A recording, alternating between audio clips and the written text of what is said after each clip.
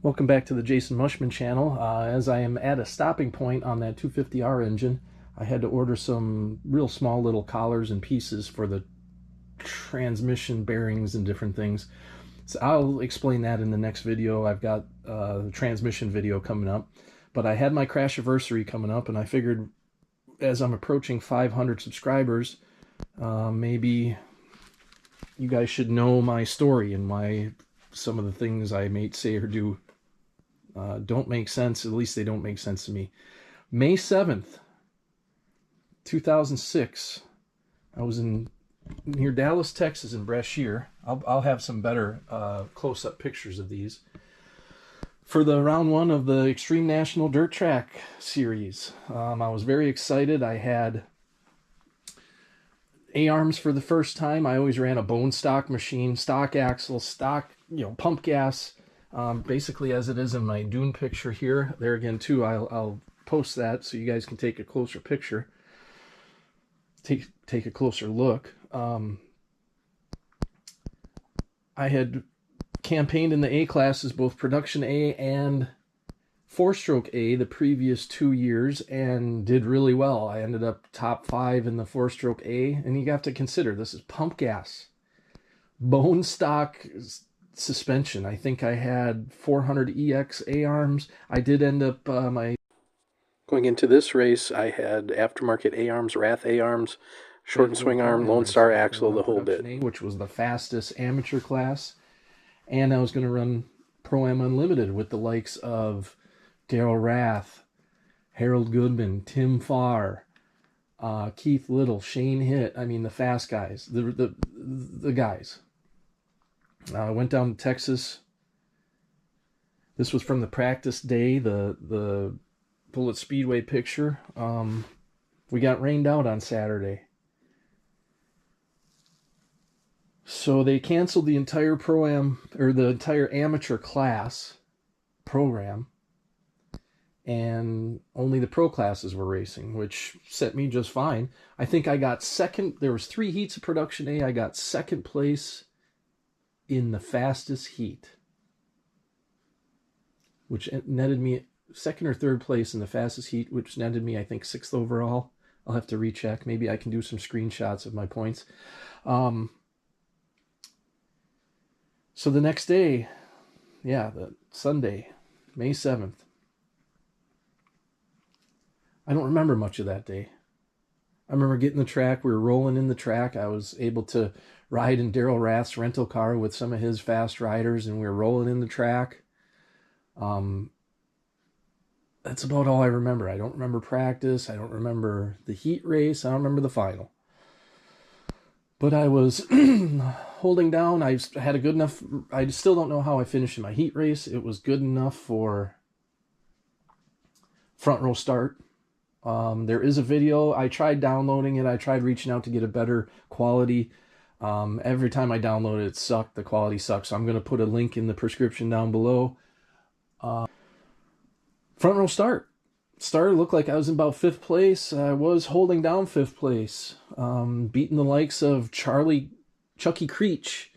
There's some fast guys that I was beating that day. In the video, I'm right behind, running right with Stephen Loxley, I think, who won the Production A championship the year or 2 previous.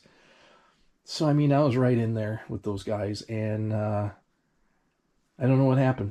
I ended up losing control, hitting some payloader tires that were on the option lane, to divide the track for the option lane coming out. The track was real rough, and you'll see in the video, it is extremely rough for TT. I vaguely remember, and there again too, it feels like a dream, but I remember coming across the ruts, trying to get, so I wasn't in the ruts, I was coming across them, and I think I just went a little too far outside the line, and if you've ever been on clay when it's wet, it is like ice. And like I said, I lost control, went to the left, hit these tires. I've heard some stories that I was laying there for quite a while before they knew. I was knocked out. I was convulsing. It took a few laps for somebody, because where I was laying, the flagger couldn't see where I was laying. So it took a few laps. They red flagged. I was coming to. I was real combative. Thank God for the paramedics that were there. They recognized that I probably had a bad head injury. I did know my name. I did know where I was. This is all secondhand stories. But I was trying to beat everybody up. They had me tied down. I ended up getting life flighted to Parkland Memorial Hospital in Dallas, Texas, in critical condition with a brain bleed and a severe TBI, severe head injury. Since, and I came out pretty much as a miracle. I attribute that to the immediate medical attention that I had at the track. But I still have some pretty severe deficits. Everything is different. My neurologists and psychiatrists both told me that that's a sign of PTSD. It's such a cruel injury because I'm able to do many of the things that I was able to do, just not in the same capacity. I'm really tired all the time. I have real bad neurofatigue, they call it. Depending on the day. Today it's sunny. Barometric pressure is relatively stable. I feel pretty good today, but there are days that I am just in such pain. I mean, the hairs on my arms will hurt. So, but I just kind of wanted to take you through those 18 years to the day. I probably won't get this up for a day or two, but I went back to racing. I'll show a picture of that. I got out of the hospital in June. I crashed May 7th. I was in the hospital for over a month. I got out, had to go through speech therapy. I had occupational therapy and physical therapy and speech therapy at the hospital, but I had to do more. But the one neuro guy, he said, I can get back to my regular life. If it was for him, he wouldn't, if it was him, he wouldn't go racing. Well, all I heard was get back to my normal life. So the end of the next month, I was in Ashtabula, Ohio at the world's oldest ATV track, competing in the 25 plus and 4-stroke A. Interestingly enough, when I got out of the hospital, I was 40 pounds lighter than I went in. When they put you in the coma to control the swelling, what they do is they dehydrate your body to the point of almost death, and that's why they're able to keep track of you when you're out like that. So all my muscle went away. I was in the best shape of my life, headed into that race, and I came out and I was in the worst shape of my life, literally. I discovered ATV racing and it changed my life to the better. I started taking care of myself. I didn't get messed up. I never been around, I didn't get messed up in drugs or anything like that because I just didn't have any money. All my money and everything that I did went to this kind of racing. It was so expensive for me. I had to take off of work. I worked weekends. I took off weekends in the summertime to do this.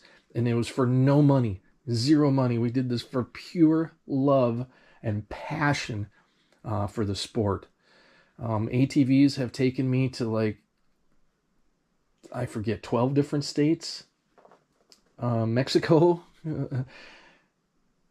just all sorts of things. I went all over this country, met all sorts of some of my best friends racing ATVs, but it also almost killed me. So it just shows you how powerful of a draw this type of stuff is. Nothing was going to stop me from doing that, and I still love riding. According to my doctor and all, I shouldn't be riding. But it's so much of who I am and so much of what I have become that I just have to continue. But here's some of I don't know if this is necessarily healthy, probably not real healthy, but I got my riding gear that I was wearing that day, and it's the same stuff as I have on in that Dune picture. Same exact stuff. These pants, I think I got for free. They're old school Answer, white. And nobody was doing that stuff in 2006. You know what I mean? In the practice picture, I have my O'Neill stuff on, regular riding gear. But yeah, the only thing they could understand really what I was saying, I was real pissed off about everything. I said, don't cut my pants off. Don't cut my fucking pants off. And what did they do? They cut my pants off. And they cut my jersey off. I mean, it was serious shit. They had to intubate me at the track so I could breathe the way I was supposed to. Yeah. Still have the helmet that I was wearing. And, I did crash once before in this helmet. Pretty good. Whacked my head pretty good. And I just didn't have the money to... Look at how that liner is just barely in there. Like loose in there, so deformed. But if you guys crash, throw your helmets out. Get a new helmet. I know they're expensive. And don't chintz. I've never chintzed on a helmet since. If they weren't so damn expensive. And next time I need one, I'm going to get one of those 6D helmets. But yeah, wow, what a journey I've been on. And it's been pretty ironic, some of the stuff that has happened. There's still dirt from the track in my helmet. Also, interesting tidbit, they bulldozed that track flat after that weekend because there was a couple of us that got hurt real bad that day. Probably because of track conditions. They should have just canceled the whole program, but I came down there to race. I mean, I had worked out and got my machine, things that I had never done before. It was on race gas. My head was ported. Hey, there's still dirt. But that's kind of my story. That's why I can't do things real good on a schedule, because I never know when I'm going to have a bad day. And by bad day, I mean I'm exhausted. It feels like I got run over by a truck. So that's my crash-iversary story. Just getting a, brain injury awareness. If you know somebody that's got, they're silent, they're invisible. If to this day, if I have an MRI, they can still see the injuries that I had. They're still there. And I always tell people, because they don't give me enough slack, I think sometimes that, I am really compromised. That, I often tell people that if my arm looked like my brain does, nobody would ever expect me to use my arm the way I used to. So it's sad, but it's also awesome because I would have never done any of this stuff. I mean, I went on to race stock cars. I had a dwarf car, and those are my doors. I save shit. RC cars I've raced big time since the accident. I mean, I'm still into it so much, or try to be, but I had one job my whole entire life before this happened. And I quit that job, and I've quit every job since. Because my frontal lobe is messed up, where I have issues with my filters both coming and going. And I've never been fired, but I've quit every single job since. And I'm devastated, but I'm still lucky to be alive. I see things from a whole new perspective. I never did take anything for granted, but I do just take a lot more perspective nowadays and give people the room that they need. I can't tell you how much ATVs and dirt bikes have changed my life for the better, even though they almost killed me. So